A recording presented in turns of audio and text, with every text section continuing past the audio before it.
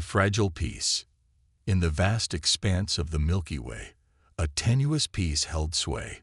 For eons, the myriad spacefaring races had coexisted under the watchful gaze of the Galactic Council, an alliance dedicated to preserving the delicate balance between civilizations. Wars were a thing of the distant past, the stuff of cautionary tales whispered to the young. Into this tranquil galaxy came humanity, a latecomer to the stars. They were not the strongest nor the wisest of the Council races, but they possessed a relentless drive that unsettled their galactic neighbors.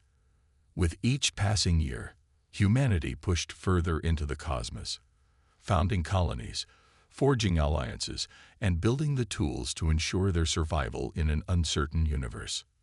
At first, the Council welcomed humanity as it had all new starfaring civilizations. Emissaries were dispatched, treaties signed, and humanity took its place among the stars. But as human ships ranged ever further, and their colonies multiplied, some on the Council began to whisper of containment, of the need to check this bold new species. For the humans, who had nearly destroyed themselves in the fires of war and the folly of environmental collapse, nothing was more important than securing their future. They learned the technologies of the cosmos, and then sought to improve upon them. They built ships that could withstand the fury of a supernova, colonies that could thrive on the most inhospitable worlds. And always, they remembered the lesson etched in their history. A strong defense is the best guarantee of peace. As humanity spread to the stars, they'd brought with them their dreadnoughts, massive ships bristling with the most advanced weapons humans could devise. To the Council, these ships were a provocation, a sign that the upstart humans did not trust in the enduring peace. Tensions began to simmer as human expansion continued unabated. The Council, once dismissive of this new race, now watched humanity's every move with growing trepidation. In the grand halls of the Council headquarters, ambassadors argued late into the night, debating the role of humanity in a galaxy that had known peace for so long. The humans, for their part, saw themselves as a bulwark against the unknown dangers that lurked in the depths of space. They had not forgotten the devastating wars and calamities of their past. The dreadnoughts were a necessity, a safeguard against any threat that might rise against them. As the Council deliberated and humanity continued to build, the galaxy held its breath. The peace that had endured for eons was beginning to fray at the edges, and all eyes were on the brash newcomers from Earth. In the halls of power on distant worlds, a single question echoed. Would humanity be the guardians of a new era of peace, or the catalyst for a war that would consume the stars themselves? The seeds of conflict were sown, and in the silence of the void, a reckoning approached. The Samar incident, the first crack in the facade of galactic peace, came at the edge of human space, in a nondescript system known as Samar. It was a small colony, barely a footnote in the annals of human expansion, but it would soon become a flashpoint for the growing tensions between humanity and the Council races. The Samar system was located on the border between human and Venlil space. The Venlil were an ancient race, known for their caution and their strict adherence to Council law. For centuries, they had watched over this region of space, ensuring that the many civilizations under their purview remained at peace. When humanity first established a colony on Samar III, a rocky world with a thin but breathable atmosphere, the Venlil took notice. The colony was small, little more than a mining outpost and a way station for human ships, but it represented a new frontier for human expansion, one that brought them perilously close to Venlil territory. The incident began with a routine patrol. The UNS Daedalus, a human frigate tasked with monitoring the Samar system, detected an unknown vessel at the edge of their sensor range. The ship was small, no match for the Daedalus in a fight, but it was moving quickly and with purpose towards the human colony. Captain Ava Cowrie, the commander of the Daedalus, hailed the ship, requesting identification and a statement of intent. The response came in clipped, accented English. "This is the Venlil ship Theros. We are conducting a survey of this system under the authority of the Galactic Council.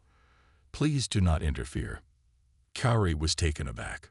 While it was not unheard of for council ships to operate near human space, it was highly unusual for them to do so without prior notification. She knew that the colony on Samar 3 was well within human territory, and that any survey of the system should have been coordinated with Earth authorities. She chose her next words carefully. Theros, this is UNS Daedalus. The Samar system is under human jurisdiction. If you wish to conduct a survey, you will need to request permission from Earth Central Command. There was a long pause before the reply came, and when it did, the Venlil captain's voice was cold. Earth Central has no authority here. This is a matter for the Council. We will proceed with our survey. Do not attempt to stop us. Kauri felt a chill run down her spine.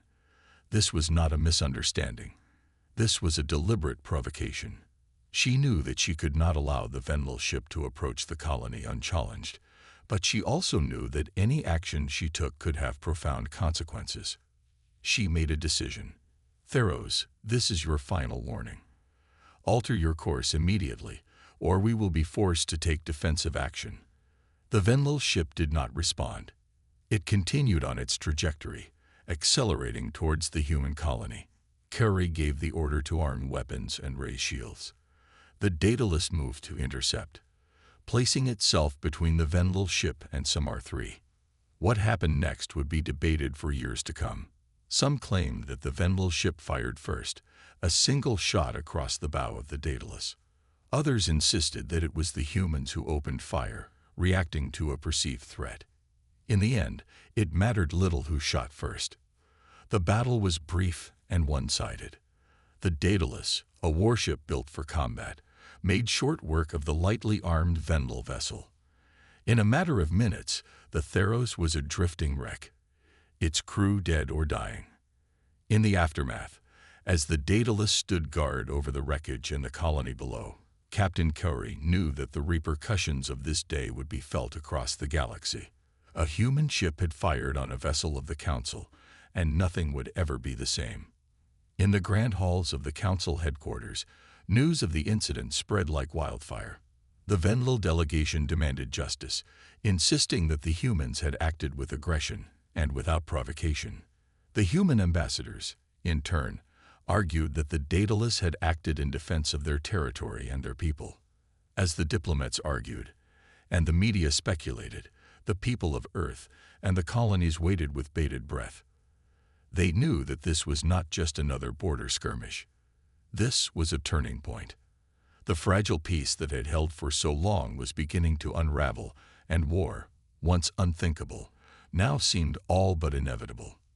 In the Samar system, Captain Kauri and her crew remained on high alert, watching the stars for any sign of Council retribution. They knew that they were now on the front lines of a conflict that could engulf the entire galaxy. And as the hours turned to days and the tension mounted, one thought echoed in the minds of all who had witnessed the incident. There would be no going back from this. The Samar incident, as it came to be known, was only the beginning. As news of the confrontation spread, long simmering resentments and fears boiled over. Across the galaxy, human colonies braced for an alien onslaught, while Council worlds debated the need to contain the upstart humans. On Earth, the incident was seen as proof of what many had long suspected, that the Council races, for all their talk of peace, were fundamentally hostile to humanity's ambitions. The Dreadnoughts, once a controversial symbol of human militarism, were now hailed as the only thing standing between Earth and alien domination. In the Council chambers, the debate raged on. The Venlil, backed by a coalition of like-minded races, demanded that humanity be punished for its aggression. They called for sanctions, for the dismantling of the human fleet, for the confinement of humanity to its existing worlds. The human delegation, led by Ambassador Elena Sado, fought back with equal fervor. They argued that the Venlil ship had violated human sovereignty and that the Daedalus had acted in legitimate self-defense. They accused the Council of hypocrisy, of holding humanity to a different standard than other races. As the diplomatic wrangling continued, the galaxy held its breath. The great powers, long accustomed to unchallenged dominance, now found themselves faced with a new kind of threat. Humanity, with its dreadnoughts and its indomitable spirit, would not be easily cowed. On the border between human and Venlil space, the UNS Daedalus maintained its lonely vigil. Captain Cowrie and her crew knew that they were now the first line of defense against any alien incursion. They watched the stars with wary eyes, knowing that the next move in this great galactic game could come at any moment. And so the galaxy teetered on the brink, poised between an uneasy peace and an all-consuming war. The Samar incident had lit the fuse, and now, as the council debated and the fleets gathered, only one question remained: who would strike the first blow? In the corridors of power on Earth and in the great domed cities of the council worlds, the answer to that question was the subject of endless speculation and intrigue. Diplomats schemed, generals planned, and the people of 1,000 worlds watched and waited for the moment that would define the fate of the galaxy. Shattered accords. As the dust settled from the Samar incident, it became clear that the old order that had governed the galaxy for millennia was fracturing. The Council, once the unquestioned arbiter of interstellar law, found itself divided and uncertain in the face of humanity's defiance. In the Grand Assembly Hall of the Council headquarters, the debate raged on. The Venlil delegation, still seething from the loss of their ship and crew, demanded that humanity be brought to heel. They were joined by a chorus of other races, each with their own grievances and fears about the upstart humans. The humans have shown their true colors, declared Ambassador John of the Klinai Confederacy. They are a violent, expansionist species that cannot be trusted to uphold the peace. They must be contained, their fleet dismantled, before they plunge us all into war. Others were more measured in their criticism, but no less firm in their conviction that humanity needed to be reined in. "We do not seek to punish humanity," said Councillor Varus of the Altarian Republic, "but we cannot allow one race to defy the will of the Council with impunity. There must be consequences for the actions at Samar." Through it all, Ambassador Elena Sato and her human colleagues fought back, arguing that the Council's actions were driven not by a desire for justice, but by fear and prejudice. "Humanity has done nothing wrong," Sato insisted. "We have only sought to defend ourselves and our way of life. If the Council cannot accept that, then perhaps it is the Council that needs to change." As the debate wore on, it became clear that no compromise was possible. The Council races, long accustomed to unchallenged authority, were not prepared to grant humanity the autonomy it demanded. And the humans, having tasted the freedom of the stars, were not willing to submit to alien rule. The final break came in the form of an ultimatum. The Council, in a narrow vote, demanded that humanity dismantle its dreadnoughts and submit to Council oversight of its colonies and trade routes. It was a breathtaking demand, one that struck at the very heart of human sovereignty. On Earth, the reaction was swift and furious. In a rare show of unity, the fractious governments of the human homeworld came together to denounce the Council's ultimatum. "We will not be dictated to by alien powers," declared the President of the United Nations. "Humanity will chart its own course among the stars, and we will defend our rights with every means at our disposal." The Council, faced with this defiance, had little choice but to respond. Sanctions were imposed, human trade routes were blockaded, and Council fleets began to mass on the borders of human space. The stage was set for a confrontation that would shake the very foundations of the galactic order. On the colony worlds and in the great cities of Earth, the people of humanity braced for war. The dreadnoughts, once a symbol of human pride, now became a rallying cry. Volunteers flooded the recruitment centers, eager to defend their species against alien aggression. In the Council chambers, the mood was one of grim determination. The Venlil and their allies saw humanity's defiance as a threat to the very fabric of galactic civilization. They argued that the humans needed to be made an example of, lest other races get ideas of their own. But there were also voices of dissent. Some Council members, wary of the costs of war, argued for a more conciliatory approach. They pointed out that humanity, for all its brashness, had never actually attacked a council world. Surely there was still room for diplomacy, for a negotiated settlement that would avoid bloodshed. These voices, however, were drowned out by the drumbeat of war. As the fleets gathered and the sanctions bit deep, it became clear that a reckoning was coming. The galaxy stood on the brink of a conflict unlike any it had seen in living memory.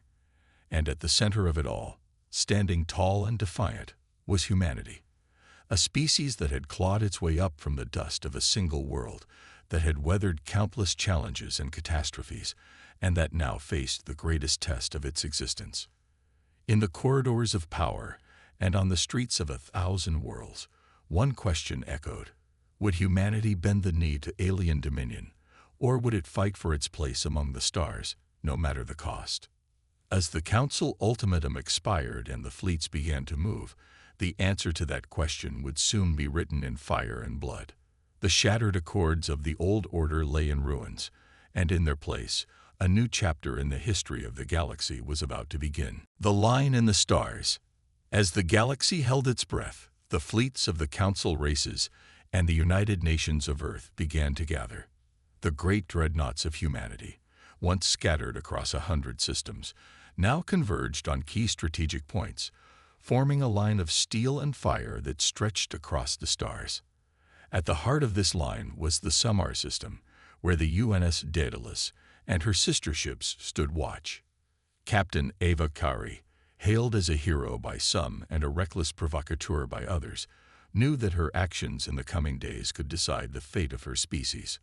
On the other side of the line, the Council fleets marshaled their strength. The Venlil, still smarting from their humiliation at Samar, led the vanguard, their sleek warships bristling with advanced weapons. They were joined by the vessels of a dozen other races, each eager to prove their loyalty to the Council and their determination to put the upstart humans in their place. In the Council chambers, the debate had given way to grim preparation. The ambassadors and counselors who had once argued for peace now spoke of war, of the need to crush human resistance and restore the proper order of the galaxy. Only a few voices of reason remained. Ambassador Sado and her allies, both human, and Ambassador Sado and her allies, both human and alien, worked tirelessly to find a diplomatic solution. They shuttled between the Council chambers and the human enclaves, seeking any way to bridge the gap and avoid the impending conflict. But as the days turned to weeks and the fleets continued to gather, it became clear that their efforts were in vain. The die had been cast, and the galaxy was on a path to war.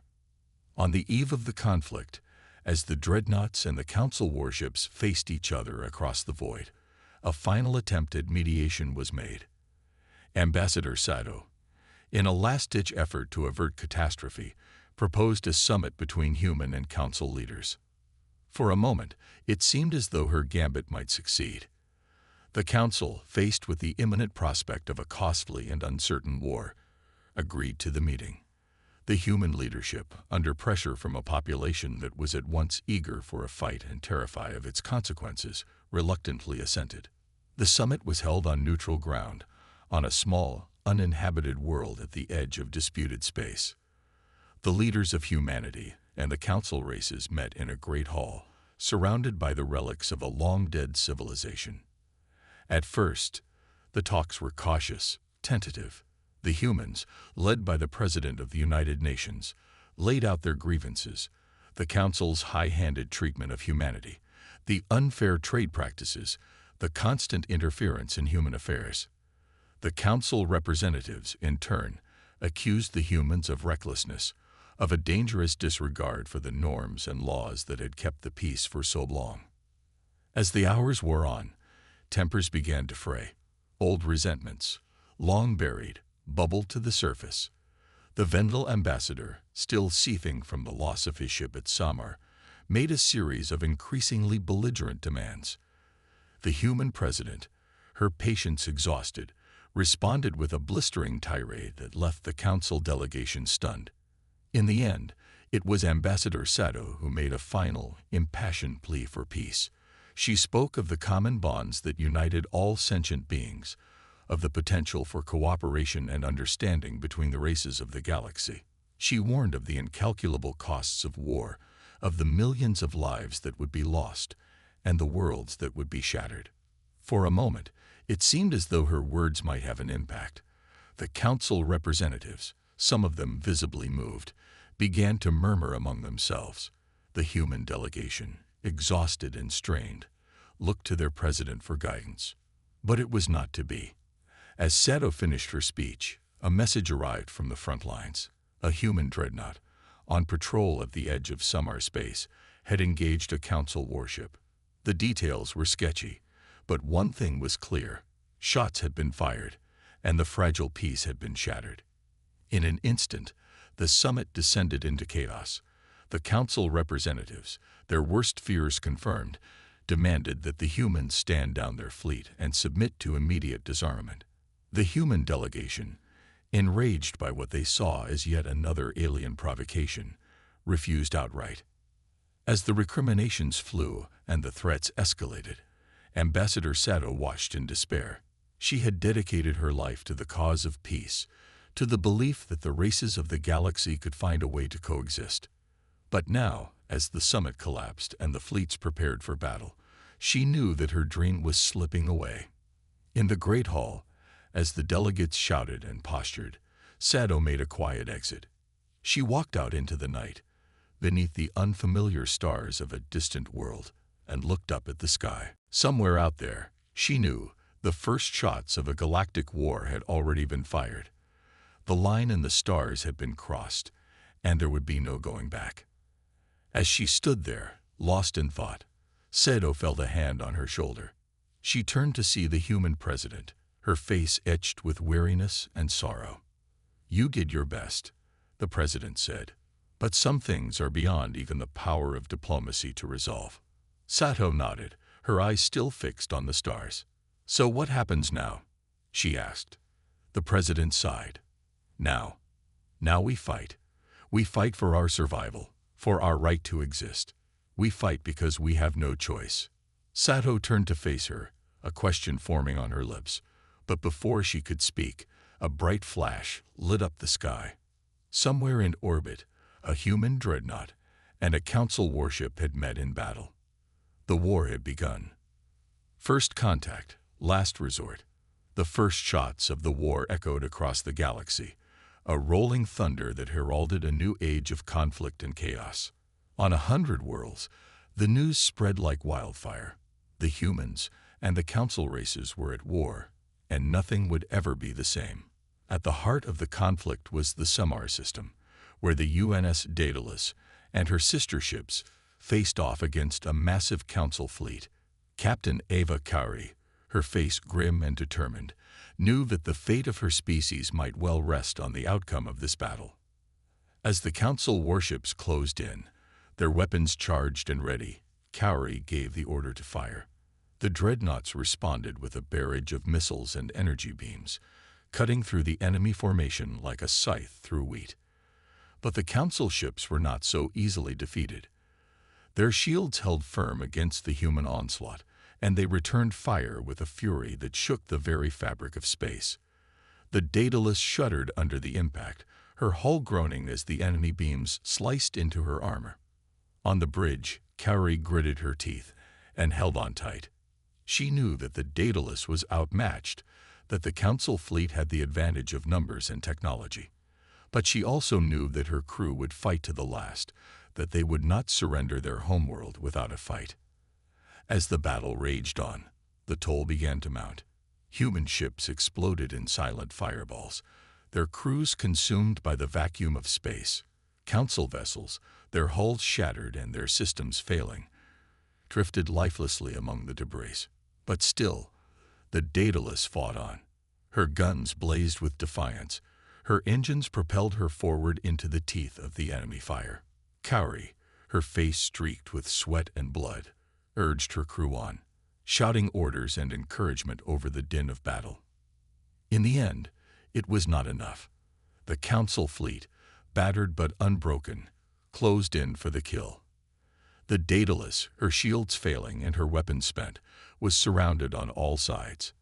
Kauri, her eyes fierce and unyielding, gave the order to self-destruct. Better to die in a blaze of glory, she knew, than to be captured and used as a bargaining chip against her people. But as she reached for the detonation switch, a miracle happened. Out of the blackness of space, a new fleet appeared, an armada of human ships unlike any that had been seen before. These were not the battered and aging dreadnoughts of the Earth Defense Force, but sleek, powerful vessels that gleamed with the light of advanced technology. They bore the markings of the Mars Confederation, the great power that had arisen on the Red Planet in the years since humanity had claimed the stars. At the head of this fleet was the MCS Invictus, a ship that dwarfed even the mightiest of the Council vessels. Her commander, Admiral Jenna Sheridan, was a legend among her people, a brilliant strategist and a fearless warrior. As the Invictus and her escorts entered the fray, the tide of battle began to turn. The Council ships, caught off guard by this unexpected reinforcement, faltered and fell back.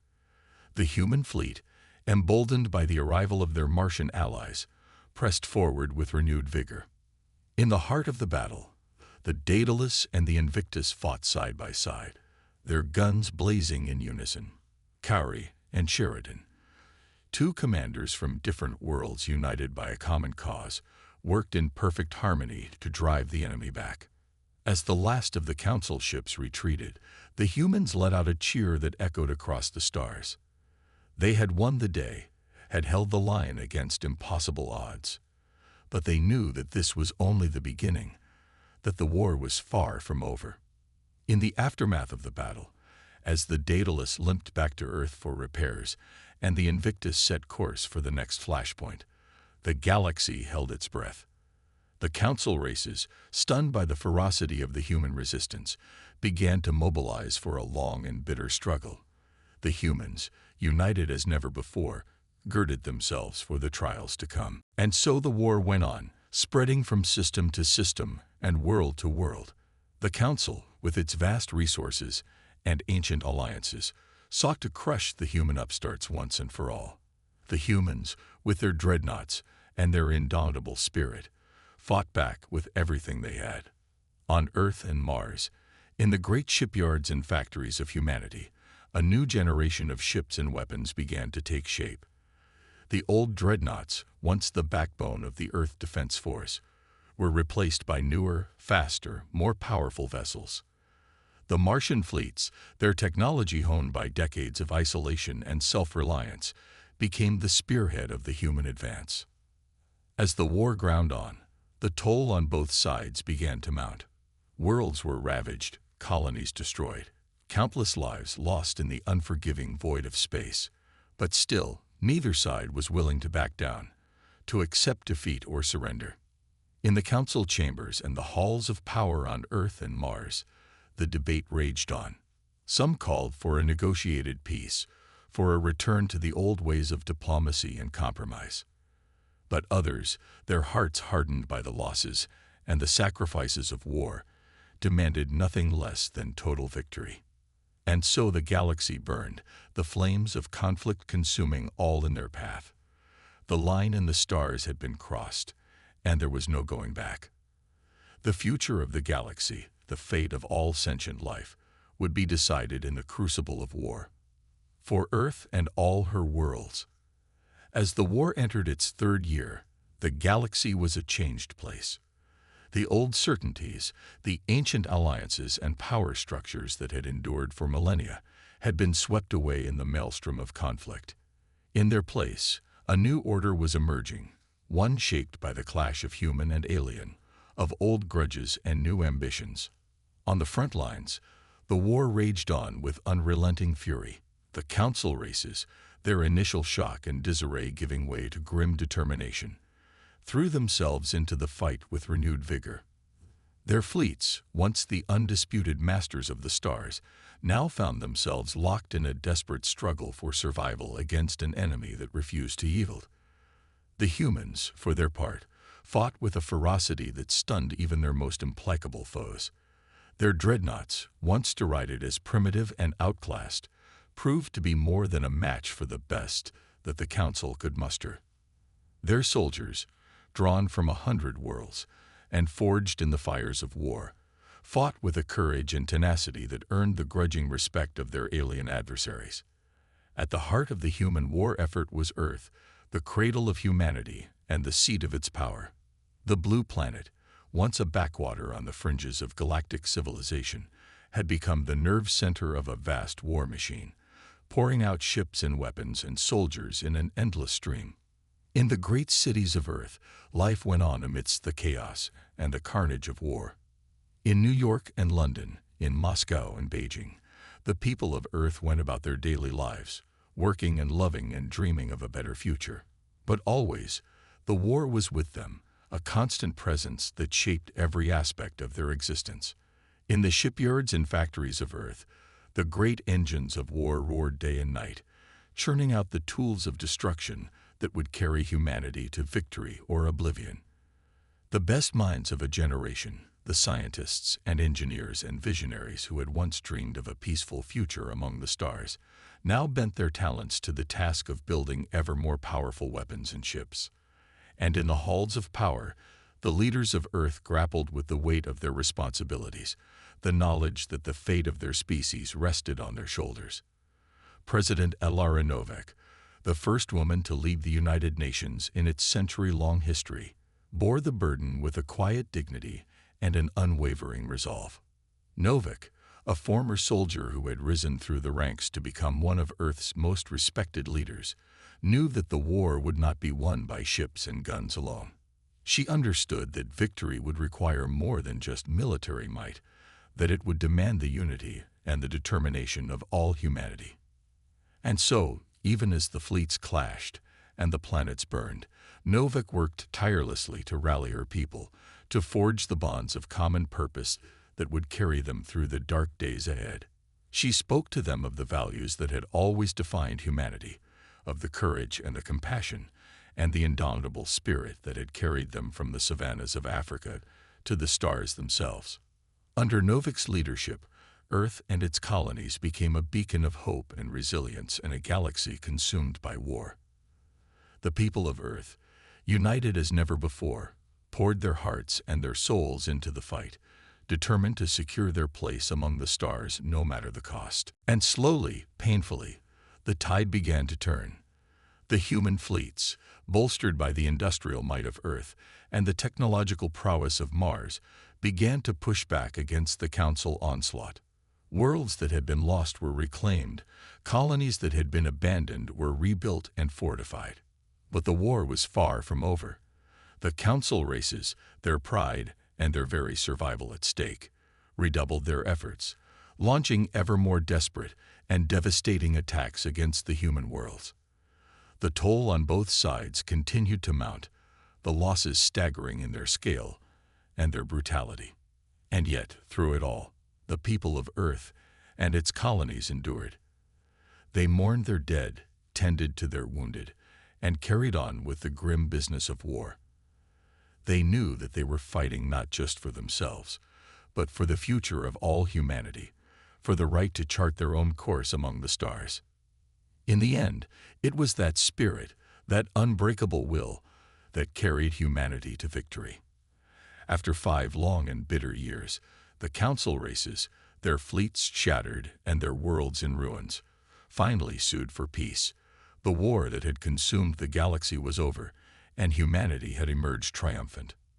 But the cost had been staggering. Billions had died, entire worlds had been laid waste, and the scars of war would linger for generations to come. And yet, even in the midst of the devastation and the loss, there was cause for hope.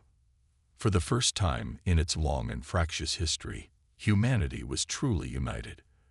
The old divisions and rivalries that had once seemed so important had been swept away in the crucible of war, replaced by a new sense of common purpose and shared destiny. And as the people of Earth and its colonies began the long and difficult task of rebuilding, they did so with the knowledge that they had earned their place among the stars. They had fought and bled and died for the right to shape their own future, and they would never again let that future be dictated by others. In the years that followed, humanity would face many challenges and trials, many threats both from within and without, but always the memory of the war, of the sacrifices, and the triumphs that had forged a new galactic order would sustain and inspire them. For they were the children of Earth, the inheritors of a legacy that stretched back to the very dawn of human history. And no matter what the galaxy might throw at them, no matter what dangers and wonders and mysteries the future might hold, they would face it as they had always done, with courage, with determination, and with an unshakable faith in themselves and in each other. For Earth and all her worlds, the adventure was just beginning.